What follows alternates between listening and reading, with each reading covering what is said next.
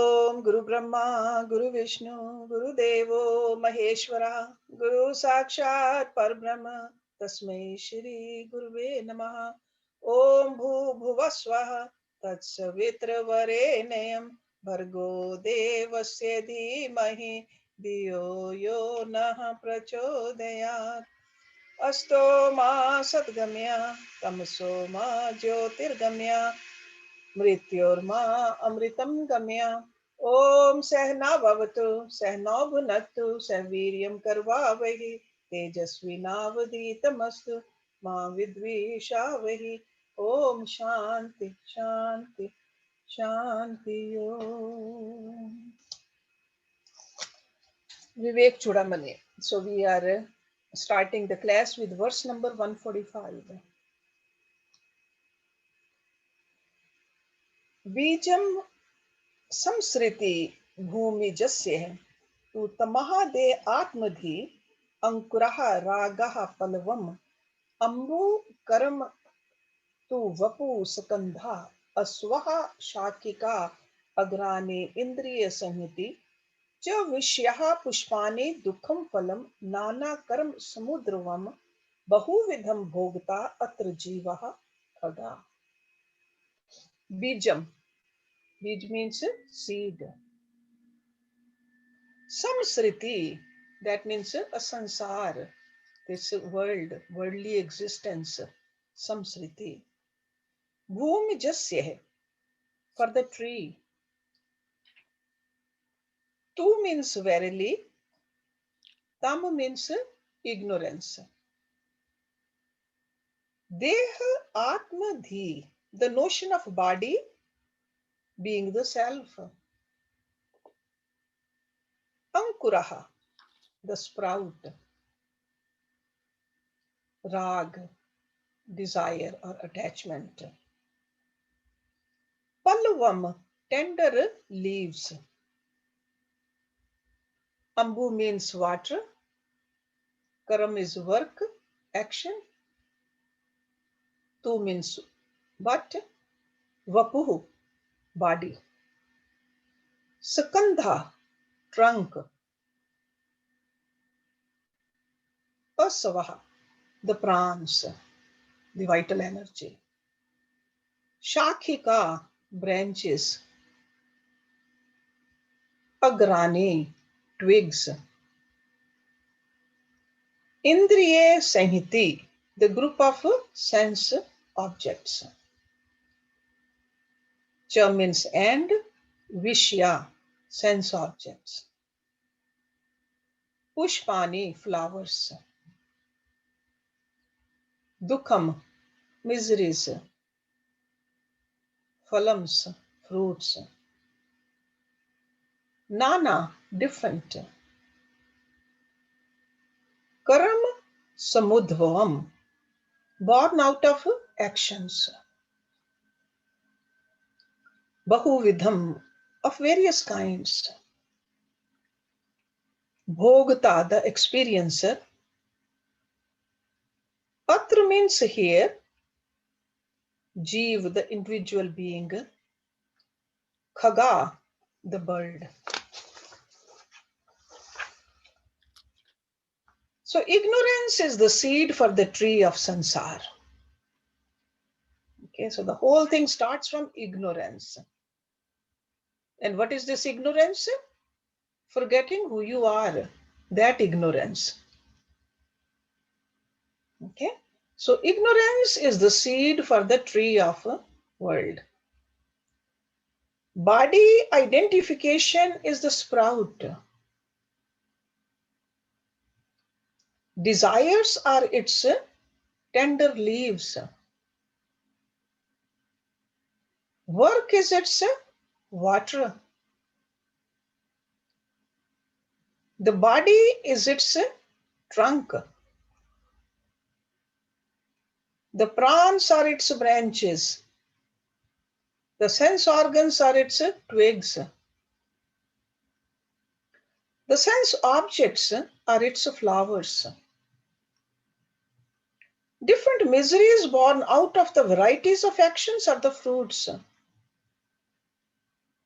And the individual jiva is the bird perched upon it. So this is the picture of a tree of life, or the tree of sansar, etched by Shankaracharya ji. So it starts from the seed. If there's no seed, this tree won't be there. And that's why he said seed for this tree is tamas, avidya, ignorance, vasanas, causal body, non-apprehension of reality. Any which way you want to look at it, it's the ignorance. Okay, the different terms we use to describe it. If this seed has been roasted in fire, that means if the vasanas are burnt in the fire of knowledge, there wouldn't be any tree at all.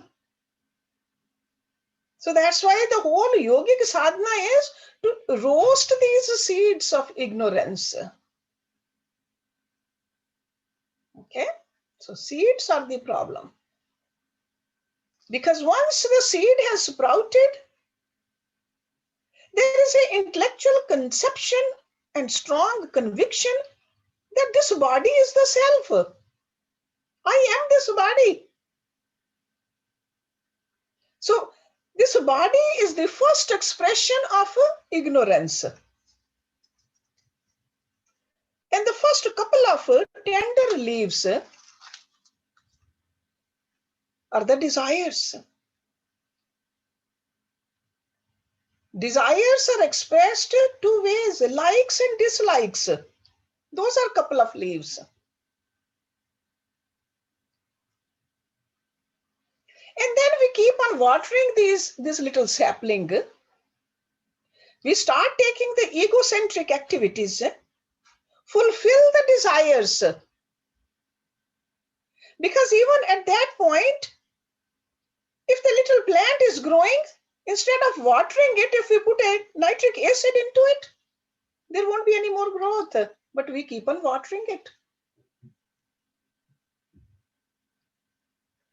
Nitric acid means do the karam, but do it as a yogi. Not selfish actions, but selfless actions. You will get rid of the avidya, the ignorance, the causal body, whatever it is. But we don't do that. We water that sapling and we make it a big tree out of it. And that's why the trunk of that body keep on growing. All the actions which are taken, they are motivated by desires, selfish desires. So trunk becomes bigger and bigger, stronger and stronger. And that's what he says, it's a gross body. And the branches are the pran. There are several prans. That's why in the tree also we see several branches. And we know our prans also, pran, apan, saman, vyan, udan, several of them. So those are the 5 main branches of the life's activities which maintain the body. Then lot of twigs, which are, he says, sense organs. But these twigs, they depend upon the prans. So sense organs in a human body is dependent upon the pran. When the pran depart, the sense organs can no longer function. Then he says flowers are the sense objects. Sense object, just like flowers have the tendency to attract us, the same sense objects also have the tendency to attract us. Each sense organ has its sense object, just like as each twig has its flowers. And these sense objects can be classified under forms and colors and smells and sounds, tastes and touch. Fruits are the sorrows which are created by the endless varieties of actions performed in different modes by the egocentric mind.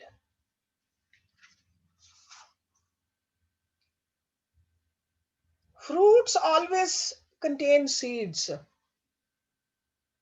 So the fruits of actions are replete with vasanas, the seeds of continuing sansar.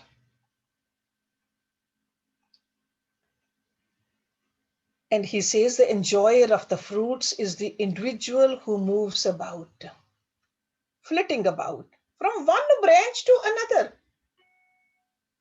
like a bird. So this jeev, the individuality, is compared to the bird because it sits on the tree, enjoys its fruits, also takes shelter in its shade.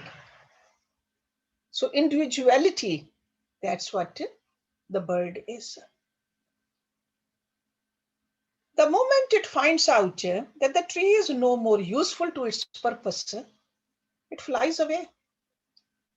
But since the avidya is still there, the ignorance is still there, it will find another tree. Okay? So as long as we have this ignorance, this tree of life stays. Okay? So, but remember that the individuality in us, the Jeev Atma in us, flies from body to body, from time to time. Whenever this body becomes useless, we just go into another body. But the journey is not over. Journey can be over if we get rid of this ignorance. That's the point he's trying to make over here. So in the beginning, there were only two tender leaves. Another way you can look at two tender leaves, desire and attachment. And that's where it starts. I am the body. I am this. I am that. Attachment. Okay. So beautifully, he explained it to us, the story of our life. And it's up to us. Do we want to keep on jumping from one tree to the another? Or do we want to end it? Choice is ours. Then in the next verse, he says, Agyan Mulaha Ayam Anatma Bandha Nasargikaha Anadi Anantaha Iritaha Janam Apvaya Vyadhi Jara Adi Dukh Parvah Patam Janyati Amushya. Agyan Mool, sprung from ignorance. I am this. Anatma Bandha, bondage of the not self. Anatma. Nasargikaha, self-caused. Anadi, beginningless. Anant, endless. Irita, described. Janam means birth. Apya means death. Vyadhi means disease. Jara adi, old age, etc. Dukh Pravaha Patam, endless flood of miseries. See, Dukh Pravaha, that means it's like a stream of miseries, one after the other. Janyati creates amushya for him. That means for him who is bound. This bondage caused by the not self springs from ignorance. So this bondage which we have, so it started from ignorance, not knowing our real self. And then he says it's a self-caused. There's nobody else to blame for it but ourselves. It's a self-caused.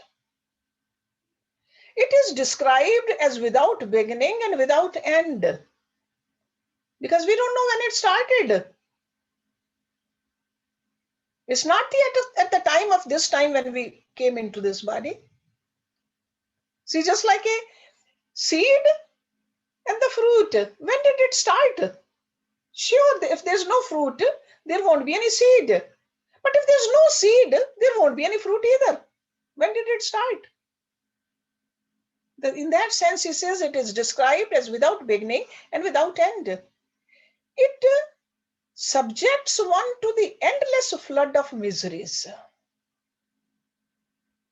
Birth, death, disease, etc. It's like a continuously, once we have taken birth, sure, there are happy moments here and there, but most of the time we are worried and anxious. Sometimes physical problems, sometimes family problems, sometimes societal problems. Miseries after miseries after miseries. So he's telling us how sorrow is the result of the misconception that the anatma is the self. When we started thinking that not self is the self, that was the start of the misery. Or non-apprehension of reality alone creates the misapprehension that I am the body. I don't know, I'm the Atma and I think I'm the body. That's where the problems start. And how and where did this misunderstanding of the anatma to be anatma arise? When did the absolute became the relative? These questions in terms of time and space often arise in our mind. When did this whole thing start? That's why he's saying it's beginningless. You really cannot know. You will never know. This human mind cannot understand it. So in that sense, it says beginningless. But then he says ignorance is said to be self-caused. It's not caused by any other cause. It's just like it is the nature of the cave to have darkness. Somebody says, who created the darkness in the cave? It's created by the cave. Self-caused. So we created it. Our own ignorance or darkness, we created it. Because we don't know that we are the self. There's a darkness. There's a avidya. There's an ignorance. So in the terms of the intellect, this is the only thing which can be said, that avidya is without beginning and without end. It's essentially beyond time. See, beginning and end are meaningful only in the medium of time. Medium of time. We say, this person was born and then died. Medium of time. For the body, we say that. But it's beyond. Atma is, or this ignorance which we are talking about, we don't know when it was created. But sorrows of this sansar, they arise out of the identification with the anatma.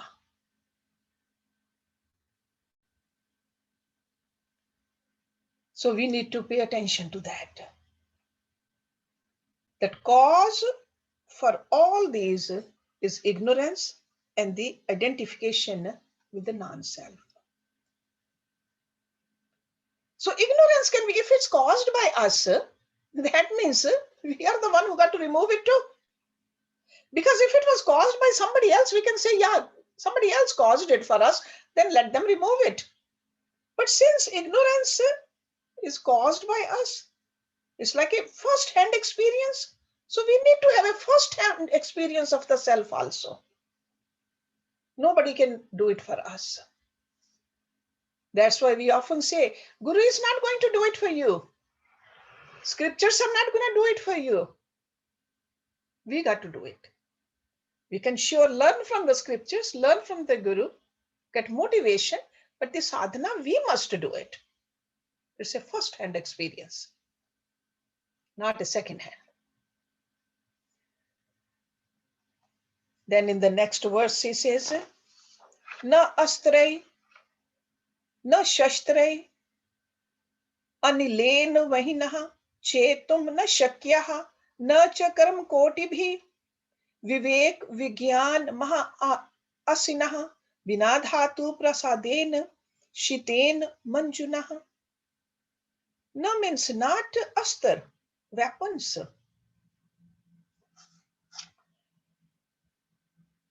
See, astra and shastra, these are the two kinds of weapons. Okay. See, shastra is something which a weapon you hold. It doesn't leave your hand. That's a shastra. Like a mace, a sword.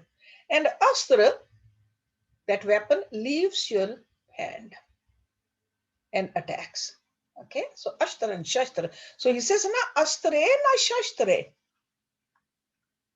Anilen, by wind. Vahina, by fire. Chetum, to destroy. Na shakyaha, not possible.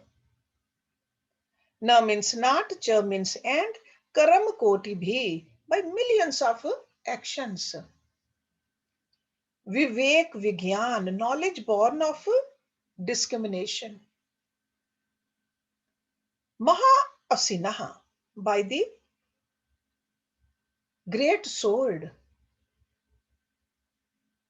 See, Maha means great, Asina means a sword.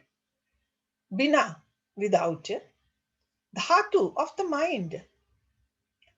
Prasaden, by the grace. Grace of who? Grace of the Lord.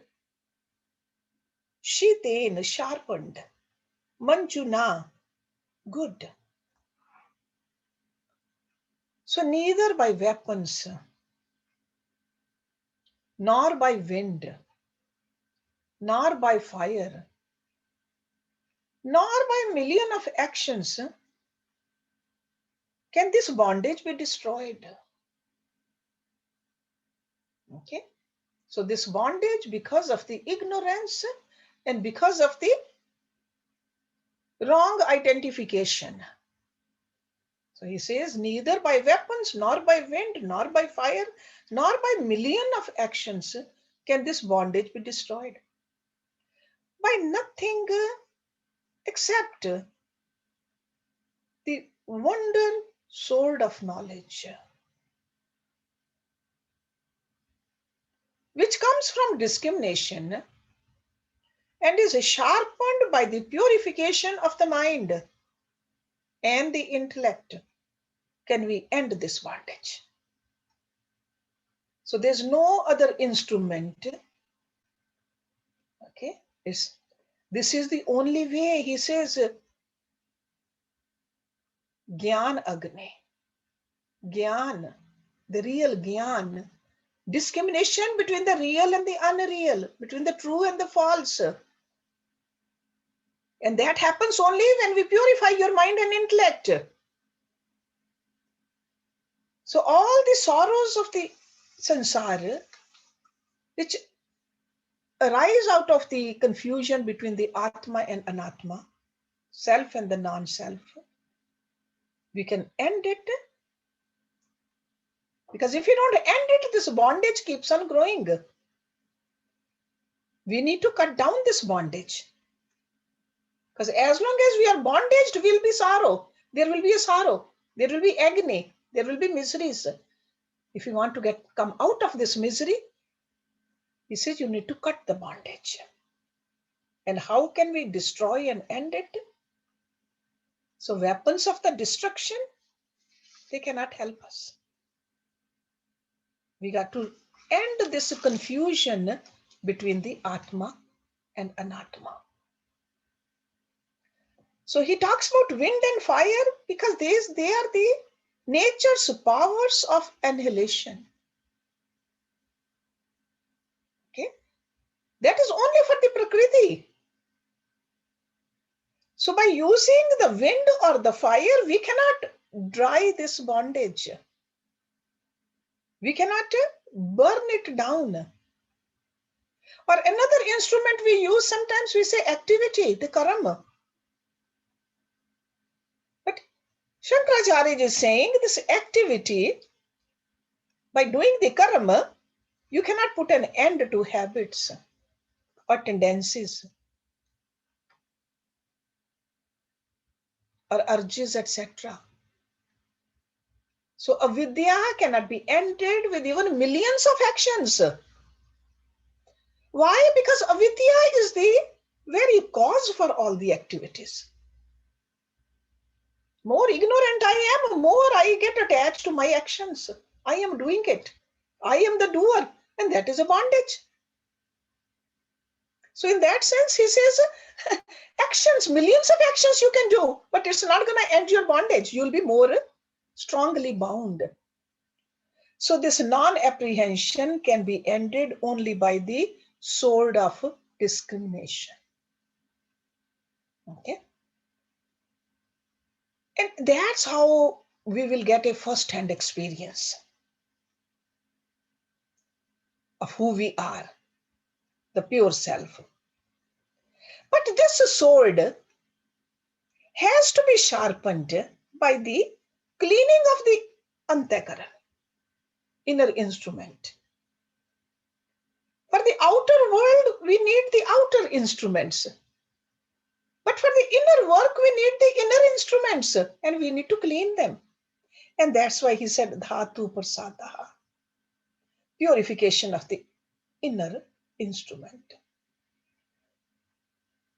And we all know purification can be done by reducing the vasanas. When the vasanas are reduced, agitation of the mind is reduced. Quieter the mind, greater the contemplative power of the mind. See, contemplation we need to do. But if the mind is not quiet, how can we do the contemplation? How can we pray?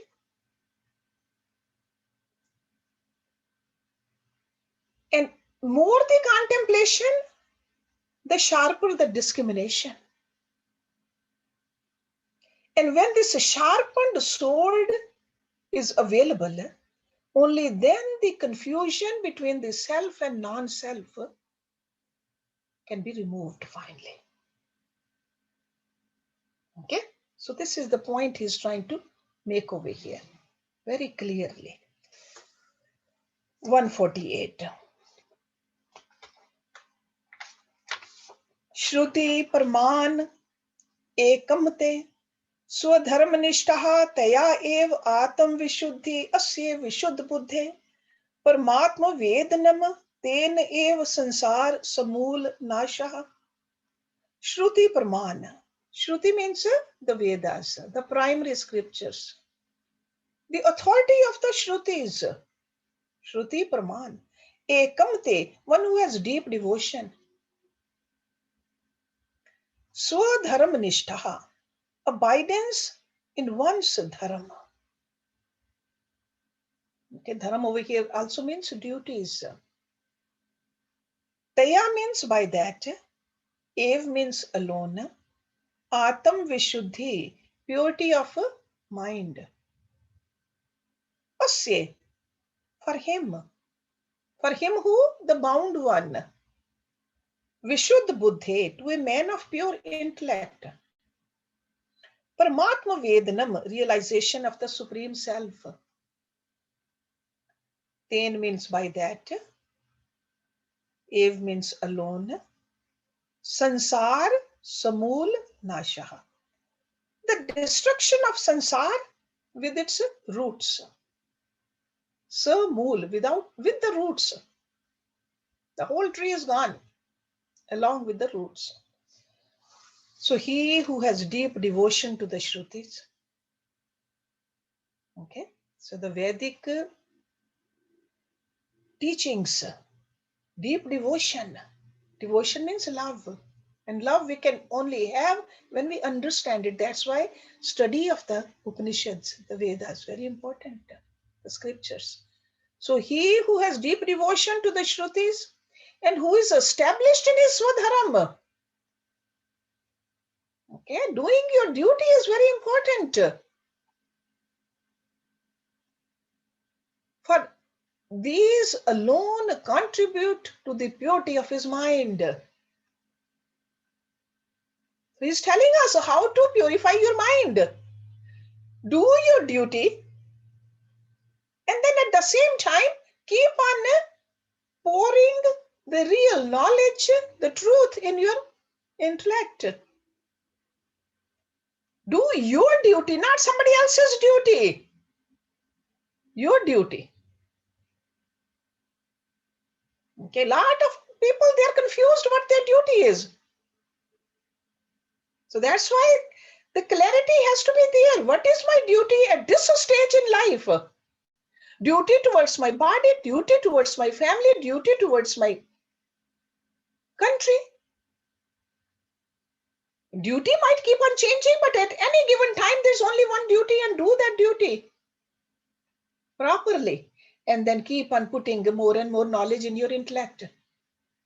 So he who has deep devotion to the Shrutis and who is established in his Swadharma, for these alone contribute to the purity of his mind.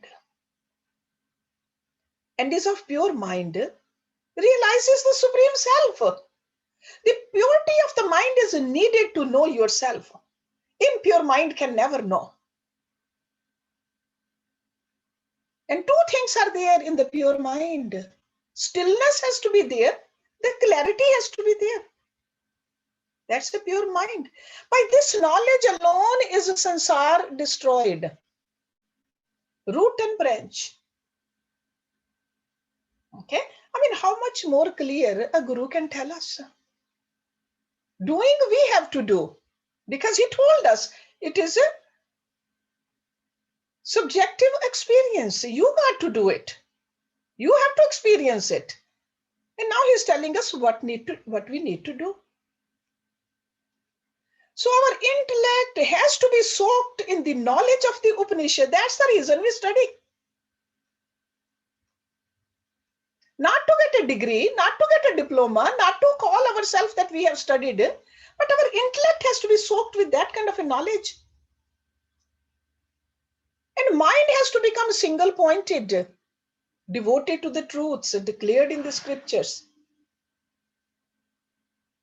And then follow the narrow path of Swadharam. It has to be narrow, not very wide. Because if the path is wide, you just keep on going here and there, keep getting entangled. Make your path very narrow. So the one's own dharma. And when a person lives selflessly for a long period of time, according to the dictates of Swadharma, the mind, the intellect, it becomes purer and purer. That means calmer and quieter. And only we know our mind is calm and quiet or not. We can tell others, I'm very calm, but you know whether you are or not. When a person works in the world dedicatedly, without the ego, without the egocentric desires, what happens? These vasanas, they get exhausted. And that is our job here, to exhaust our vasanas and make sure that there's no new vasana is being created. And when there are no vasanas, there cannot be any agitation in the mind. Mind becomes calm and quiet. A calm mind is a pure mind. Remember that. Okay. A calm mind is a pure mind. If your mind is any given time, what is your mind doing? Watch your mind. Because in the pure mind alone is the experience of the supreme self possible. Disturbed mind can never experience it. An agitated mind cannot apprehend reality. That is the fact. So, knowledge of the Shrutis gained through sincere daily reading. That's why every single day we should study the scriptures. Okay? And then we got to reflect upon them. Not just read alone, reflection on them. Only then there will be more and more selflessness in our activities. Otherwise, these are just only the terms we are learning. It has to come into our personality. And that will help us to quieten the mind.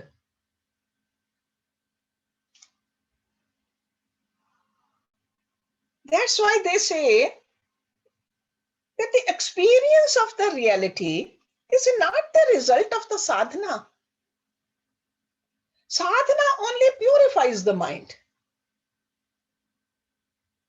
Somebody can do sadhana 5 hours a day, but still mind is not pure. There won't be any experience. So it's not how many hours of sadhana, it's whether your mind is getting purer or not. So sadhana only purifies the mind, and in a pure mind, the recognition of the self is unavoidable. It's just like if the pool of water is clean also and steady also, of course, we'll see the bottom. And over here, what is at the bottom? The self, the soul, the Atma.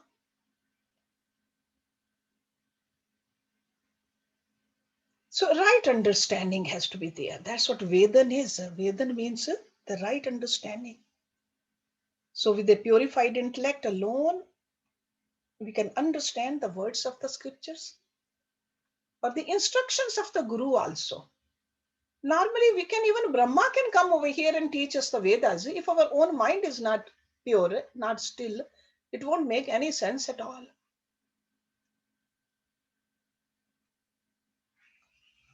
So the root is the non-apprehension of the reality. So ending sansar along with its roots means when truth is apprehended, non-apprehension of reality vanishes, misapprehension depart from the mind of the man of true God realization.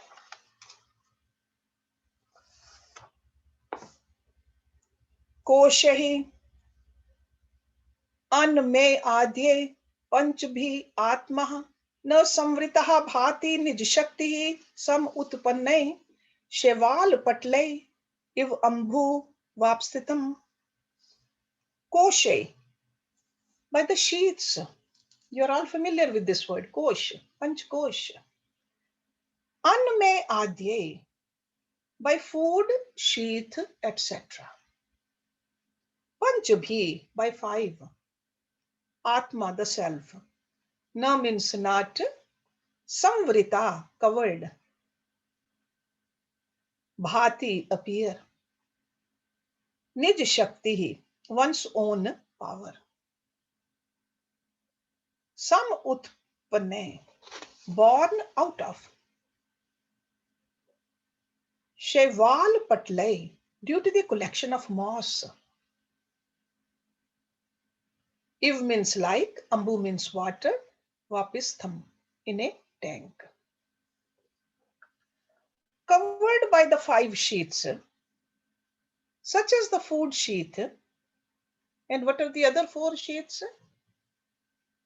See, food sheath, pran sheath, mental sheath, intellectual sheath, and bliss sheath. 5 sheaths, right? So, An mein, Pran mein, Mano mein, Vigyan mein, and Anand mein. These are the sheets. Atma is covered by these 5 sheets. So, covered by the 5 sheets, such as the food sheet, which are produced by its own divine power. So, that means who created these? The power of the self created these sheets. Self created. The self ceases to appear just as the water in a tank ceases to appear due to the collection of moss. Still water is there. The moss came from where? From the water. The same thing, these sheets came from where? From the, just Atma was there. And we became forgetful of the Atma. And sheets kept growing and growing, which is born out of itself, the water. So the Atma is covered by the 5 sheets. So that's why at this moment, Atma is not readily available for our direct cognition. So these sheets apparently cover the Atma from the direct vision and are born out of the Atma's own power called, what is this power? Power of Maya. Power of Maya is the one which created all this. So its own power of projection, the self has created these 5 sheets. And by identifying with them, it seems like it's covered by it. Okay, it's not part of the Atma, but it seems like it's covered by it. So that's why he's giving us this beautiful example here. It says it's just like a moss. Moss grows in a still water. It's a green, granulated plant. What happens? It covers the pond, surface of the water, so completely that the water can no longer be seen. So that's how the vasanas are so thick that we cannot apprehend the real us. So it's like a moss. What is a moss on us? These 5 sheets are our mind. In the water, when we push aside the moss by hand, immediately the water is there. It's not that water, we got to bring it from somewhere else. Water is there. But as soon as we remove our hand, that moss becomes together again and we don't see the water. So the same way he's saying that we are the Atma, but it has been covered by this Maya. And Maya is these 5 sheets. So the best way to remove the moss is to make water overflow the tank. Right? I mean, if there is a moss, cannot remove it all, overflow the water. Let the more water to flood and flush out of the tank. And what do we need to do? The similar thing we need to do for ourselves also. That is just a physical water and the physical tank and a physical moss. To know ourselves, what do? We study. That's what he has been telling us in the last few verses. Study of the scriptures. Reflection on what you study. Contemplation on that. That will bring the new streams of spiritual thoughts. This is like a water. It's like a new water you can put into the tank. This is the new water of thoughts we are pouring into our own mind. And the new water, the new thoughts will overflow the mind in devotion and service. Sure, first overflow will be the old tendencies. Let them go. Don't hold on to them. But then if you keep on flowing the devotion and the service the seva into you, then nothing else will remain there. No vasanas, no selfishness, no attachment, no desires. Everything will flow out and you will see only the reality. So this is what he is telling us to do. So let's stop it here. Continuation of this we'll see next week. Okay. So any question? And who is singing today? The bhajan? Purnamadam. Huh? Purnamadam. Yeah. Om Purnamada Purnamidam Purnat Purnamudachyate Purnase Purnamadaye Purnameva Vashishyate. Om Shanti Shanti Shanti Om. All right. Any question before we have a bhajan? Neetu? Neetu? Yes, Neetu.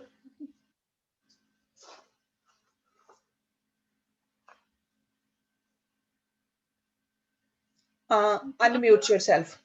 Neetu, unmute. Now I did it. Yeah. My question was, earlier you said about Astra and Shastra. Yeah. I understood the one part, the external weapons, but the internal weapons, can you explain a little bit more? Internal weapon, what he is trying to tell us is power of discrimination. Okay. Okay. Vivek Shakti.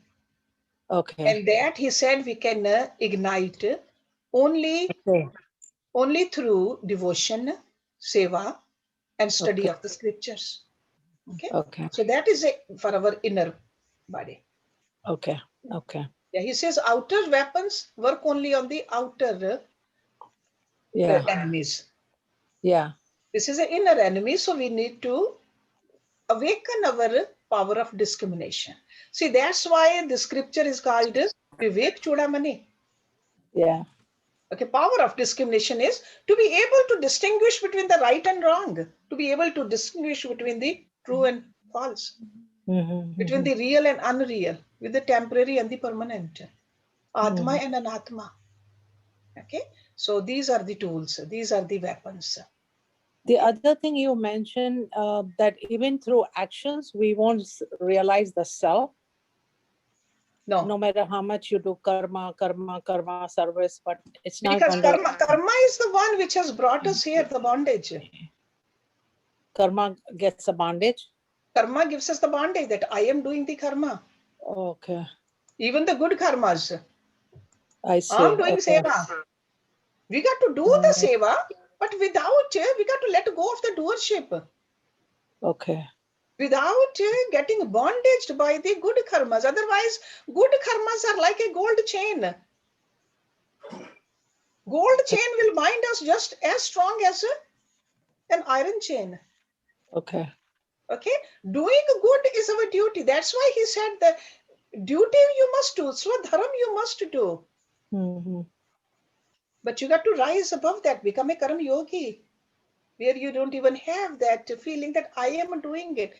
It should just become a nature of helping others without even thinking that you are helping. Okay.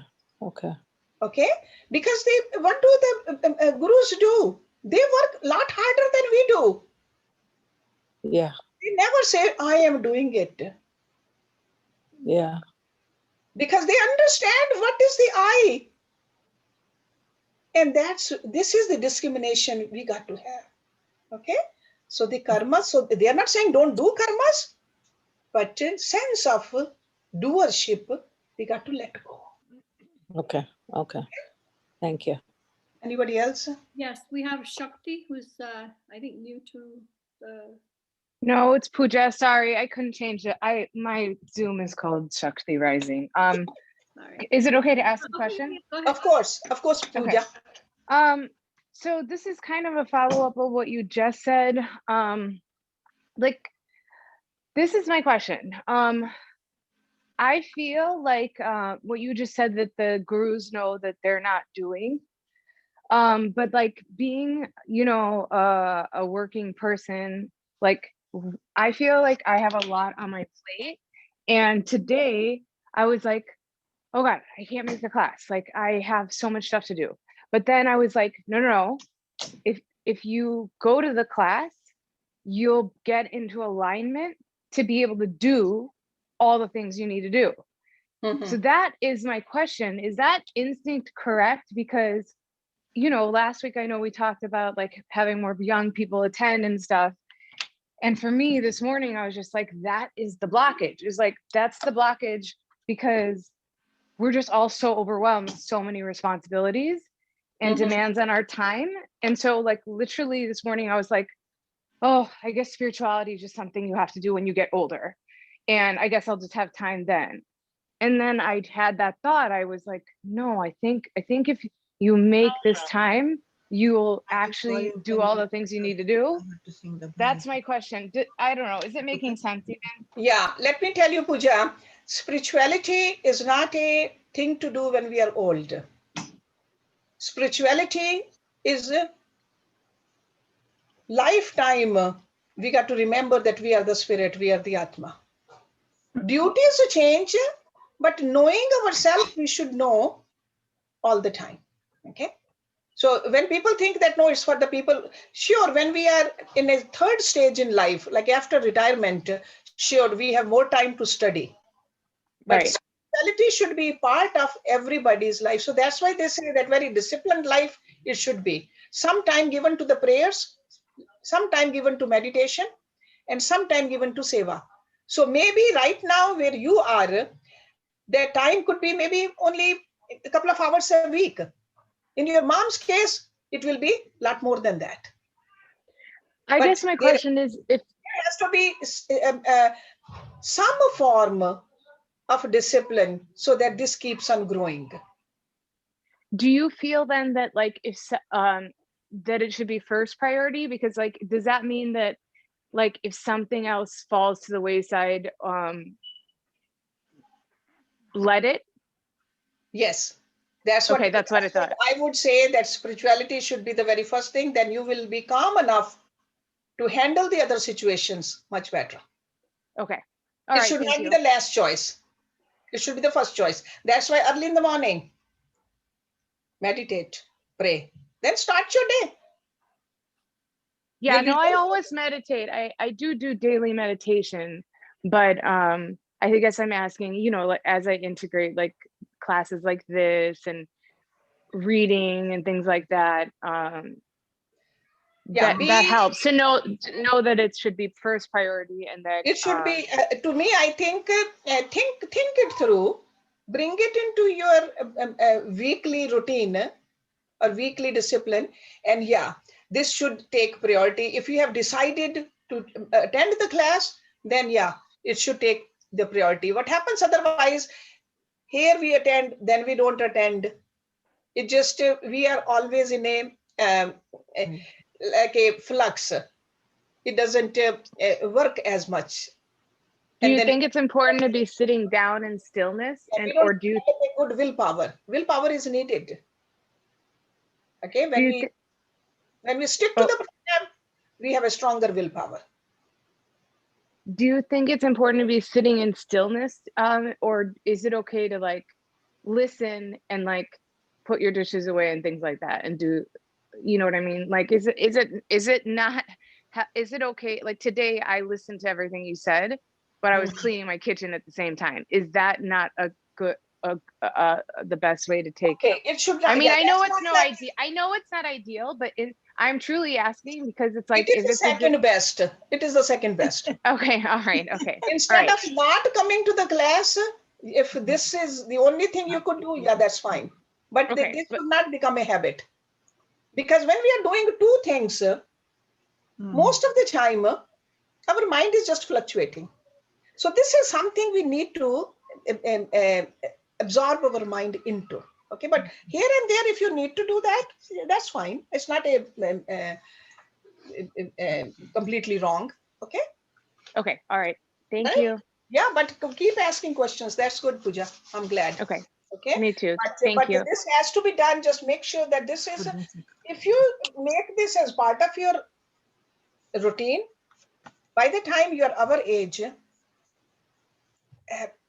it's just like you will see that calmness and the clarity will be unimaginable. That's amazing. I Yes. want that. Yeah. I love Because that. Pooja, this is what I practiced. I grew up in an ashram, and this was must. This was must, and I'm glad I did that. Do you think it strengthens your intuition too? Strengthens your intuition. It you, even in the outer world, your actions become better. A person who is calmer, the body stays healthier, relationships become better, you make the right decision. So to me, I think this should be taught as soon as the child starts walking. Yeah, I totally agree. Yeah. It should Yeah. not be left to the old age, because old age, we don't know whether we're gonna, how old we're gonna live, and when we are old, whether our eyes are working or not, or our ears are working or not. So start doing it right now, right? So I am proud of you. Okay, all right, Priya. You're leaving? Yeah, Okay, I'm all gonna right. go take grocery shopping and all that. But Dia's here, happy. Okay, all right, Okay, good, good. bye, Thank you, Priya. See, I have a granddaughter. This is my daughter, actually, her daughter. So I told them, leave the they have 3 children, one child at a time, so that I can teach them all this. So there are 4, these twins.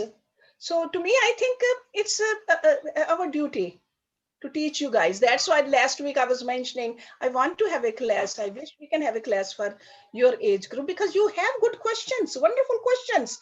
And if they are not answered, we are not doing our part. Okay.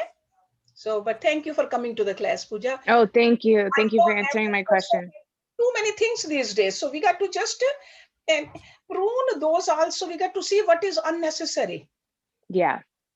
There are a lot of unnecessary things we do. Not only you, even my age group ladies, they do. Hopefully Corona has really made a difference. Yeah. You know, otherwise anybody who invites people just run to that party, that lunch, that dinner. There's no need to do all that. The Yeah. focus should be on the real goal of life. Okay. Yes, Jyoti. Pramila has a question. भजन गा सकती Pramila, Yeah, Kamala, you'll be singing, but let's see the question. अच्छा you can take it up. Yes, Urmil. Harshji, Pramila. Yeah. Yes, this is in reference to verse 146. I made my notes. You said something about avidya without beginning and end. Could you just explain that? Yeah, without beginning and end. We don't know when it's Why is it echoing? right. So can we know? Jyoti, I think too much. You have to mute Yeah, too many people are. There. I'll Okay. Can you hear me now? Okay, Pramila, beginningless and endless really means we really don't know when it started. Okay, we don't know when we got separated from our creator, but separation was because of the avidya. Okay, so in that sense, it said that it's beginningless and endless. That doesn't mean it won't end. Okay, ultimately it has to, but it's like a long-term process. Okay, I think Urmil has a question. Urmilji. You have to unmute yourself, Urmilji. Unmute. I want you to go over the sheets, 5 sheets one more time. Okay, 5 sheets. We are going to go through these in detail, but right now let me tell you, the grossest sheet is the food sheet, Anme Kosh. Anna make more. Okay. An means which was created with the food. Food we ate. We were 6, 7, 8 pounds when we were born, and now what we are, it's all because of the food. Food we ate. So food sheath, Annamaya Kosh. The second one is called Pranamaya Kosh, the vital energy sheath. The energy. Without the vital energy, this food sheath can't even work. That's why the breathing is so important. The proper breathing. And then the third sheath is called mental sheath, the thoughts, Manomaya Kosh. Okay, that's mind. Mind is the one, it's a flow of thought is called the mind. Constantly there are thoughts keep on coming. Manomaya Kosh.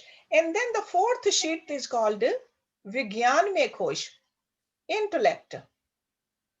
What is the difference between man and intellect, mind and intellect? Mind is a flow of thoughts. Intellect is when we decide, when we discriminate. Okay, decision making part of our personality. Vigyanmaya Kosh. And then there is a Anandamaya Kosh. When we sleep at night, deep sleep, we feel blissful. Because body is resting, mind is resting, intellect is resting. We feel a little bliss from the Atma. And who is feeling it? That little sheath is feeling it. Okay? So Anandamaya Kosh. So these are the 5 sheaths. And we are not these sheaths. Just like water and the moss, they are separate. The same way these sheaths and the Atma is separate. So sheaths are all anatma, non-self. Atma is the self. Okay? So anybody else, any question? Otherwise Kamala can sing the That's bhajan. it. Kamala ji. Anji. Okay.